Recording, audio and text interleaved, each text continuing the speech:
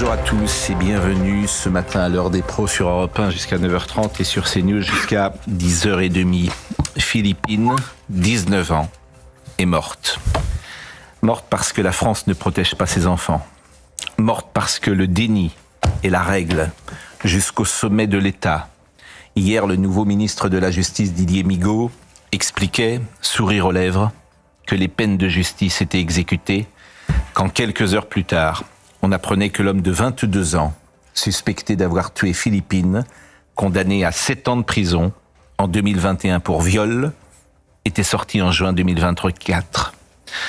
Pauvre France, gouvernée par des somnambules ou des aveugles, que la réalité effraie au point qu'il la nie.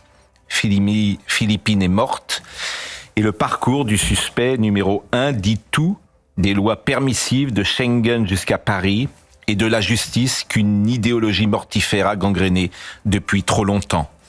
Ce Marocain de 22 ans est entré en Espagne en 2019. Il possède un visa touristique. Ensuite, il reste sur le sol européen parce qu'il est mineur isolé. Il a 17 ans, nous dit-on. Avec les accords de Schengen, il peut aller dans n'importe quel autre pays de la communauté européenne. Il est en France.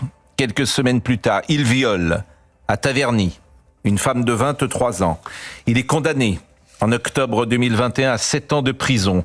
La peine est légère. A-t-il bénéficié de l'excuse de minorité? Je n'ai pas cette information. Il sort 2 ans et demi plus tard de prison. Le 18 juin, il fait l'objet d'une obligation de quitter le territoire au QTF. Le 20 juin de cette année, il est placé au centre de rétention administrative. Le 3 septembre, il est remis en liberté. Et le vendredi 20 septembre, il tue Philippine dans le bois de Boulogne. On ne peut même pas dire que la justice a dysfonctionné. Les magistrats ont appliqué les lois. Ce sont donc les lois qu'il faut ou qu'il faudrait changer. Hélas, je le sais, rien ne changera.